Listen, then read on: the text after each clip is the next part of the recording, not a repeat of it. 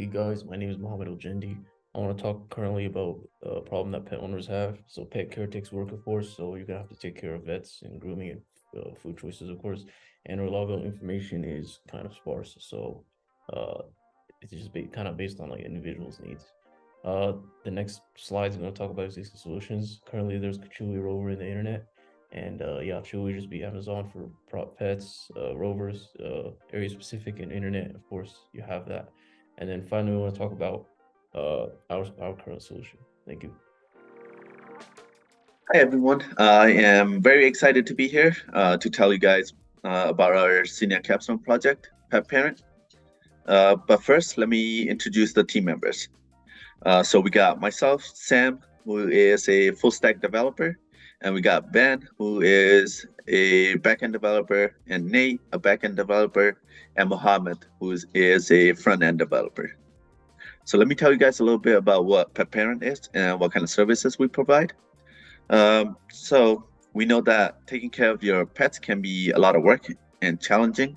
So PetParent is aiming to provide pet owners with all the help that they might need. For example, if you're a pet owner who is looking for a grooming service nearby, then you can sign up on our app, create a profile for your pet, and we'll try to find all the grooming services that are close to you. Or if you're a pet owner who has a lot of questions about your pets, then you can join one of the groups that are created for the kind of pet that you have. Uh, and in the group, you can ask questions, and other members of the group can answer your questions. And we have many more different features that are going to be very useful for pet owners. And we're going to go into much more detail about them later in the video. You can access PetParent from your iOS devices, Android devices, or from the web browser.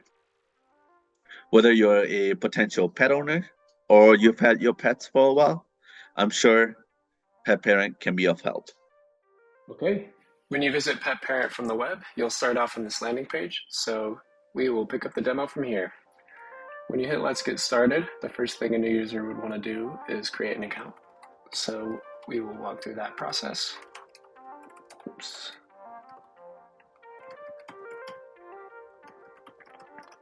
And when I register, you'll see that it sends a verification email, which is perfect. We're not going to show that for the sake of this demo though. First thing I'll do is upload a headshot, and then I can go ahead and fill in the rest of my personal details. Now you can pick a specific location to be tied to your account, but for the sake of this demo, I'll just do Salt Lake City in general. If we update, you'll see that that was a success, and the homepage agrees, shows me my name now. So PetParent wouldn't be much without pets. We're gonna have to go ahead and fill in a profile for, let's add one for our mascot, which is a pug named Wrinkles. We'll say that he was born right around the time that this project started. Call it February. If we select an image, of course, you can see that goes in, and when we hit submit, he now has a profile. We can view that profile and see all the info we just put in, as well as a documents section, which is awesome for like medical records or any other stuff you'd want to organize with their profile. I'll upload a test document real quick, and if we refresh the page, you'll see that that's there. Clicking open allows us to download and view that file. Here it is. Now to get on with the fun stuff. We have a profile for our pet Wrinkles, so let's actually see what the app can do for him. It just so happens that Wrinkles is in desperate need of a haircut, so let's look for a groomer. Now it finds some services in Salt Lake City for us right away when we go to this tab, but we're looking for a groomer, so we can filter down on that. And this is a more manageable list.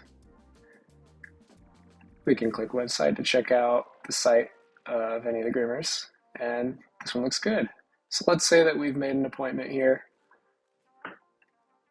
We provide support for making a reminder so that you don't forget your appointment. And of course, there are other types of services as well. Moving on though, the next feature we have would be finding products for your pets. Similarly, there are features to hone down that list, but this is searching Google for products for your pet across all kinds of different sites. So let's just go to here. You'll see that this brings up a product listing on walmart.com. Cool. We have a chat feature so that you can reach out to other users and get their opinion or just chat. We'll go ahead and I have another account. I will add it.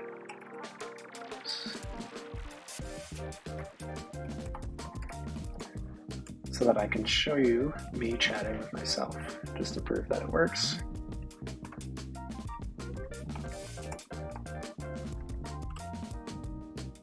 My message has gone through, so we'll wait for a response.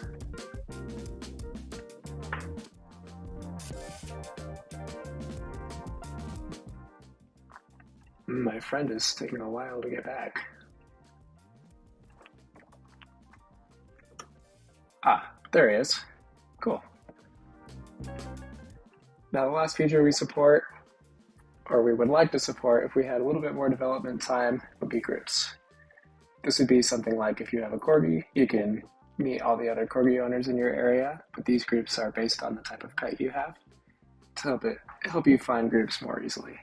Now this is a feature that didn't get finished, unfortunately. So that's it for today. Thanks for watching. Thanks for that demo, Nate. Hi, I'm Ben, and I want to discuss PetParent's development strategies and the wide array of different technologies, services, and languages that we utilize throughout our development. PetParent's backend architecture heavily relies on Firebase to provide us with a hosting solution, a storage bucket for files and images, a real-time database, user authentication, and data security rules. Google Cloud also allows us for continuous integration and deployment, as well as providing us with a cloud solution for running Python script functions and other API endpoints. Lastly, we also utilize a large number of API calls and endpoints that run all throughout this project. Our front end utilizes the Flutter language running over Dart as an easy-to-use cross-platform development language. This singular framework allows for development in one code base that is then built for web, iOS, and Android.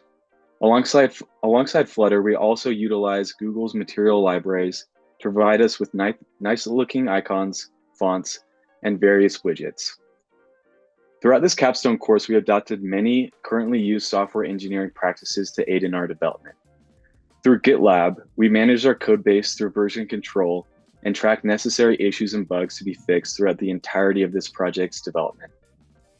Another practice we exercised was Agile, allowing our developers to regularly meet, plan, and address issues through collaborating and bi-weekly sprints. Lastly, all of our developers stayed up to date with the hosted portion of our site through database, log, API requests, and other very useful information through Firebases and Google Cloud's consoles. Almost more importantly than everything I just touched on was our utilization of user studies. At several points in development, we ran tests with potential users who fit our application's demographic to provide us with information on how actual users, not just only developers, would use our app. Throughout these tests, we collected hands-off data by watching what these users would try and do while navigating and using our site. Afterward, we would gather together and address issues and problems that we noticed and add these to issues in our GitLab to be targeted, which allowed us to tailor an app suited toward the user first. That's all for PetParent. We hope you like what you see and are excited to try out our app for yourselves. From all of us at PetParent, we want to thank our professors and TAs for being so helpful in guiding us through this development journey.